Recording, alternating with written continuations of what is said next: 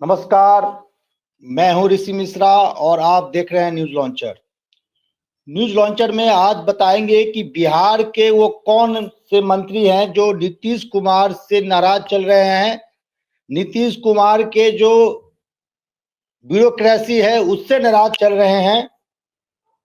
वो कौन से जेडीयू के विधायक हैं, वो कौन से जेडीयू कोटे से मंत्री आते हैं जो तमाम लाव लश्कर पटना से अपने आवास से लाव लश्कर छोड़कर अपने गृह जिला चले गए हैं। करीब 2 महीने से ये मंत्री पटना अपने आवास में मौजूद नहीं है और तमाम जो कैबिनेट बैठक होता है, तमाम विभाग से संबंधित जो मीटिंग होती है उसमें ये मंत्री नदारद हैं। तो क्या नीतीश कुमार से अपने ही नीतीश कुमार के, और जिस मैं मंत्री का नाम बताने जा रहा हूं आगे, वो मंत्री नीतीश कुमार के करीबियों में शुमार होते हैं। ऐसा क्या कारण हुआ कि अपने ही नीतीश कुमार से रूठ गए हैं? और ये कोई छोटी मोटी खबर नहीं है। एक मंत्री अपने विभाग के बैठक में नहीं जाना, कैबिनेट बैठक में शामिल नहीं होना, ये बहुत बड़ी खबर है। इसके बारे में मैं आगे बताऊंगा। और दूसरी सबसे बड़ी खबर यह है कि प्रधानमंत्री के बिहार यात्रा के तुरंत बाद आज जमुई में प्रधानमंत्री मोदी का कार्यक्रम था। उसके तुरंत बाद नीतीश कुमार दिल्ली रवाना हो गए हैं और नीतीश कुमार जैसे ही दिल्ली रवाना हुए हैं, चर्चा का बाजार गर्म है कि क्या कोई लेटेस्ट नया कोई डेवलपमेंट बिहार की राजनीति में होने जा रहा है। क्योंकि चर्चा आम है कि नीतीश कुमार बिहार विधानसभा चुनाव पूर्व निर्धारित समय से पहले कराना चाहते हैं। यानी पूर्व जो निर्धारित समय है बिहार विधानसभा चुनाव का अक्टूबर 2025 में होनी है, लेकिन नीतीश कुमार अक्टूबर 2025 में चुनाव नहीं कराना चाहते हैं। नीतीश कुमार ये चाहते हैं कि चुनाव पूर्व निर्धारित समय से पहले हो जाए। क्या दिल्ली रवाना हुए हैं? दिल्ली में किन नेताओं से उनकी मुलाकात होगी? क्या नरेंद्र मोदी से उनकी मुलाकात होगी? हालांकि आज नरेंद्र मोदी के साथ थे, आज उन्होंने फिर कहा आपके साथ हैं, आपके साथ रहेंगे। ये बार बार नीतीश कुमार को क्यों कहना पड़ रहा है? दूसरी महत्वपूर्ण बात, बिहार से लेकर दिल्ली तक के राजनीतिक गलियारों में यह चर्चा आम है कि नीतीश कुमार बार बार प्रधानमंत्री मोदी के पैर छू रहे हैं और जिस समर्पण भाव से पैर छू रहे हैं वैसे उस समर्पण भाव से बीजेपी के नेता भी नरेंद्र मोदी का पैर नहीं छूते होंगे। ऐसा क्या कारण है? क्या नीतीश कुमार के कोई ऐसा रहस्य नरेंद्र मोदी जान गए हैं जिसके कारण नीतीश कुमार परेशान है? क्या हालांकि बिहार में कई ऐसे पूर्व में डेवलपमेंट हुए हैं जिससे ऐसा लग रहा था कि बीजेपी एक तरह से नीतीश कुमार पर शिकंजा कसती हुई नजर आ रही है। जैसे आपने देखा, जो नीतीश कुमार के सबसे प्रिय अधिकारियों में शुमार होते थे संजीव हंस, उनकी किस प्रकार से गिरफ्तारी हुई, किस प्रकार से शिकंजा कसा गया।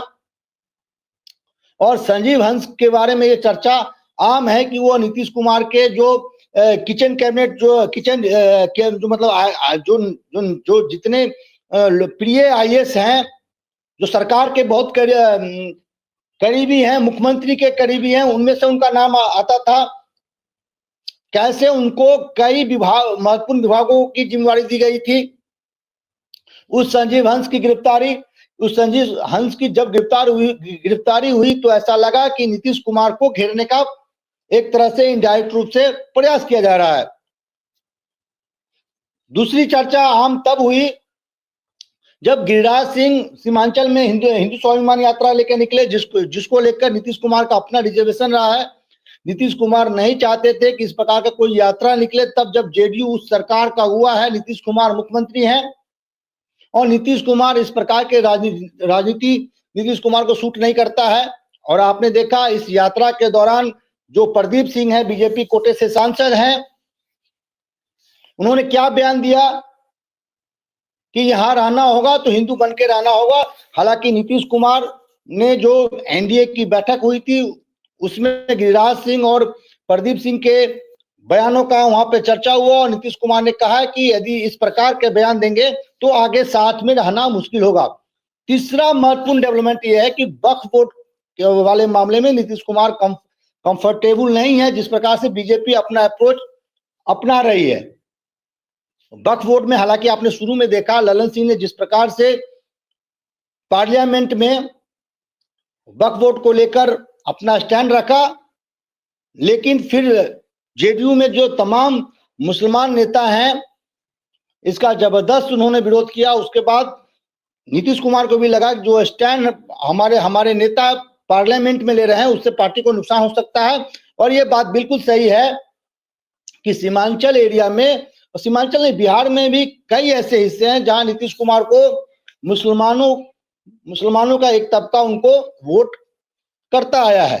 तो ये तमाम ऐसे मुद्दे हैं जिससे जेडीयू बीजेपी का जो कॉम्बिनेशन है, गठबंधन है, उसमें कहीं ना कहीं रिफ्ट देखने को मिल रहा था। तो आज नीतीश कुमार दिल्ली रवाना हुए हैं।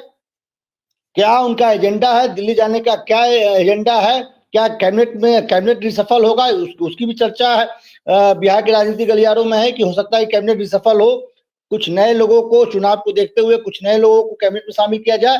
ये तमाम चर्चा, मैं ये नहीं कह रहा हूं कि ये पक्की खबर है, लेकिन चर्चा ये है।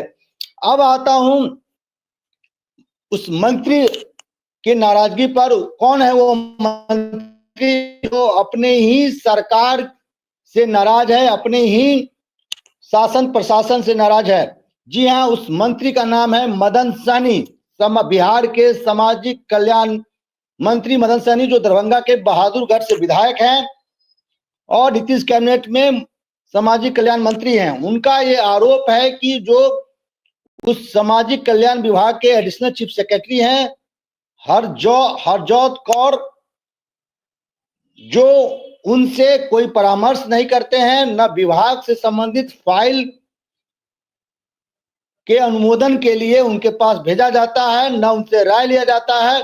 मंत्री ने यहां तक आरोप लगाया है कि एडिशनल चीफ सेक्रेटरी हैं, अपने अधीनस्थ अधिकारियों से भी संवाद नहीं करते हैं। मदन सहनी विगत 2 महीनों से पटना आवास एक तरह से उन्होंने खाली कर दिया गया। तमाम उनके जो सुरक्षा में लगे अधिकारी हैं, तमाम विभाग से संबंधित अधिकारी हैं, वो पटना आवास पे नहीं है। और ऐसा कहा जा रहा है कि मदन सहनी पटना छोड़ के दरभंगा रहते हैं। उनका कहना है कि जब विभाग के एसीएस ही उनकी बातों को अनसुना कर दे रहे हैं तो उस विभाग के मंत्री होने का मतलब क्या होता है? और कुछ दिनों पहले आपने देखा कि पटना में एक शेल्टर होम में 2 बच्चियों की मौत हो गई थी और कई बच्चियां जो हैं खिचड़ी खाने से बीमार हो गई थी। उस खबर को लेकर भी मदन सहनी ने कहा कि विभाग के एसीएस ने हमसे न संपर्क किया, न मुझे इस प्रकार के डेवलपमेंट की जानकारी दी, और मुझे जो जानकारी मिली वो मीडिया के थ्रू मिली। तो सवाल ये उठता है कि विभाग के मंत्री और विभाग के जो एडिशनल चीफ सेक्रेटरी हैं हरजीत कौर के बीच में कोऑर्डिनेशन किस प्रकार से कोऑर्डिनेशन है? और यदि आप प्रोटोकॉल में देखें तो विभाग के हेड उस विभाग के मंत्री होते हैं। उस मंत्री को कोऑर्डिनेट करने के लिए तमाम अधिकारियों को नियुक्त किया जाता है, चाहे वो एसीएस हो या अन्य अधिकारी हो। तो एसीएस बड़े हैं या मंत्री बड़े हैं, ये नीतीश कुमार को डिसाइड करना चाहिए। हालांकि इसमें कहने की कोई दो राय नहीं है कि मंत्री बड़े होते हैं।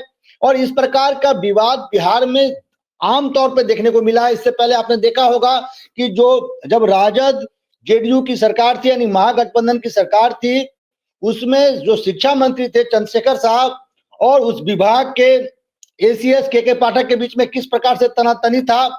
इस प्रकार से तनातनी था, ऐसा लग रहा था कि मंत्री नहीं हो, उस विभाग के क्या कहते हैं, जैसे गांव का कोई पंचायत का मुखिया हो, उस विभाग के एसीएस ने उस समय फरमान जारी कर दिया कि मंत्री के जो आप सचिव हैं सचिवालय में नहीं आ सकते हैं, विभाग में नहीं आ सकते हैं।